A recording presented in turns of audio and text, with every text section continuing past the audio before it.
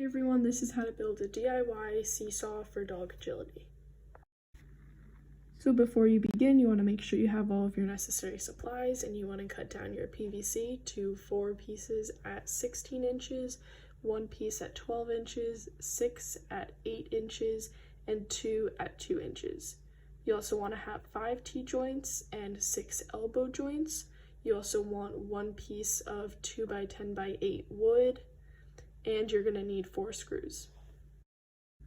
I bought an extra T-joint, and you'll see how that's used later in the video, but it's up to you whether you want to use 1 or 2, mainly based on if you want your dog to use both levels of the seesaw or just one.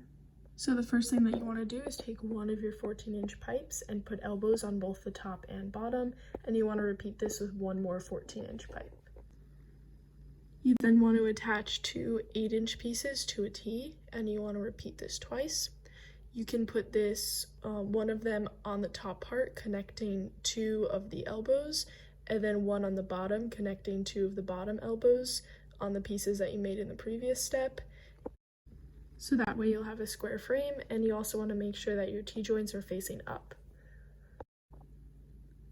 You then want to connect one 2-inch piece of pipe to a T, and you want to repeat this twice so that you can connect it to the 2 T's that are facing up.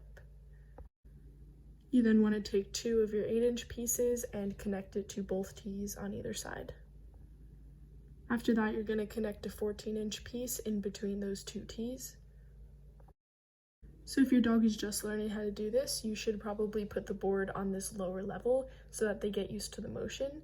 But once they're a little bit more advanced, we're going to make it a little bit higher, as we'll do in the next step. So you can decide which height you want your board to be, and your board is not going to be glued on, so you can change it pretty easily.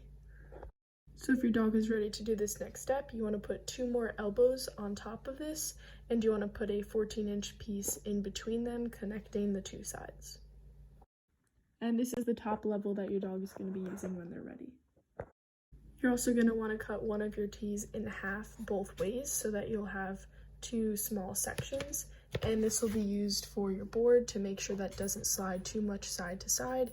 So you can see I did this twice, so I used 2 T's and I put 2 of them on each level, so no matter what level I wanted to use for the board, it would still have 2 of these things on top of the pipe, and I was able to screw it in.